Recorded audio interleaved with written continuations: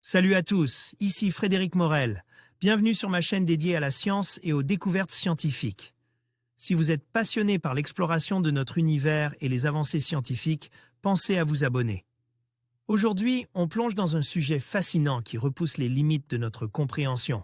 Bonjour Allons-y. à tous. Dans cette vidéo, je vais vous parler d'un projet fascinant qui pourrait révolutionner notre compréhension de Mars. La NASA et l'ESA ont élaboré un nouveau scénario très audacieux pour le retour d'échantillons martiens. Je vais vous expliquer en détail ce que cela implique, les défis à relever et les découvertes potentielles qui nous attendent. Restez avec moi pour plonger dans cette aventure spatiale passionnante.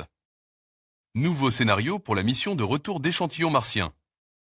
L'ESA et la NASA ont présenté cette semaine une nouvelle architecture de la mission de façon à réduire sa complexité, et ce qui change.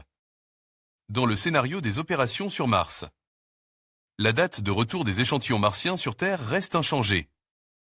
Depuis qu'il s'est posé dans le cratère Jero, le 18 février 2021, le rover Perseverance a recueilli 11 échantillons de carottes. Carottes de roche et un échantillon atmosphérique. Pendant que le rover de la NASA poursuit sa collecte, sur Terre, la mission qui les rapportera sur Terre se poursuit. Hier, la NASA et l'ESA ont annoncé une nouvelle architecture de la mission et un nouveau scénario sur Mars pour le retour de ces échantillons.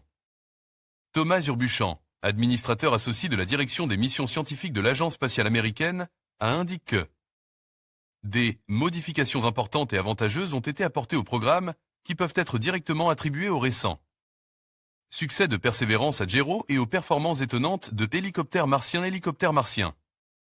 Concrètement, la NASA souhaite utiliser Persévérance pour apporter les échantillons vers le MAV, Mars à 100 véhicules. La fusée qui sera utilisée pour les envoyer en orbite martienne. Le Fetch Rover de telle agence spatiale européenne, construit par Airbus, qui devait aller récupérer les échantillons et les apporter au MAV et donc abandonne, tout comme l'atterrisseur qui devait l'amener sur Mars. Dépendre du seul rover Persévérance pour transporter les échantillons est donc un sacre pari technologique. Le nouveau scénario de la mission de retour d'échantillons martiens résumé en une image. On note l'abandon du Fetch Rover de l'ESA et la plateforme d'atterrissage qui lui était associée et l'arrivée d'hélicoptères martiens. NASA, JPL, 2 hélicoptères en support de Persévérance. L'annonce la plus surprenante est la décision de la NASA d'utiliser 2 hélicoptères pour cette mission. Leur conception s'inspira de celle des Ingenuity qui a effectué 29 vols sur Mars et a survécu plus d'1 an au-delà de sa durée de vie initialement prévue.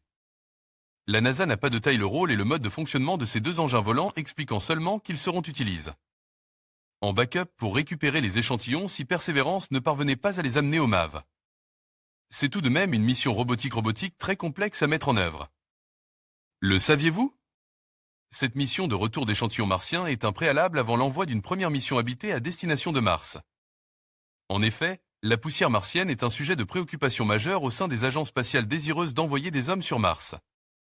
Étonnement, malgré plusieurs décennies d'exploration robotique de cette planète, on ne connaît toujours pas sa composition chimique exacte ni les risques que sont susceptibles d'encourir les astronautes à son contact. D'où la nécessité qu'elle soit davantage étudiée. La plateforme qui amènera le MAV et les 2 hélicoptères, le Sample Retrieval Lander, sera équipée d'un bras robotique fourni par l'Agence spatiale européenne pour la récupération et de transfert des échantillons dans le conteneur et du contenu dans le MAV. Ce bras aura également une fonction de backup. Si Persévérance et les 2 hélicoptères ne peuvent pas apporter les échantillons au MAV, ce bras européen pourra réaliser une collecte de secours. Les dates de lancement du satellite de capture et de retour vers la Terre, fournies par l'Agence spatiale européenne et du Sample Retrieval Lander, sont prévues respectivement à l'automne 2027 et l'été 2028. Les échantillons devraient arriver sur Terre en 2033, 2 ans après ceux de la mission chinoise MSR. Ramener des échantillons de Mars sur Terre permettrait aux scientifiques du monde entier d'examiner les spécimens à l'aide d'instruments sophistiques bien trop grands et trop complexes pour être envoyés sur Mars. Surtout, cela permettrait aux générations futures de les étudier à intervalles plus ou moins réguliers au fur et à mesure des progrès. Des techniques d'analyse tout comme cela se pratiquent avec les échantillons lunaires des missions Apollo. En conclusion, le nouveau scénario audacieux proposé par la NASA et l'ESA pour le retour d'échantillons de Mars marque une étape cruciale dans notre quête de compréhension de la planète rouge. Ce projet ambitieux, qui combine innovation technologique et collaboration internationale, pourrait ouvrir la voie à des découvertes scientifiques majeures. Alors que nous nous préparons à franchir cette étape historique, restons attentifs aux avancées de cette mission fascinante qui pourrait transformer notre vision de l'univers. Merci de nous avoir suivis et à bientôt pour d'autres actualités spatiales passionnantes.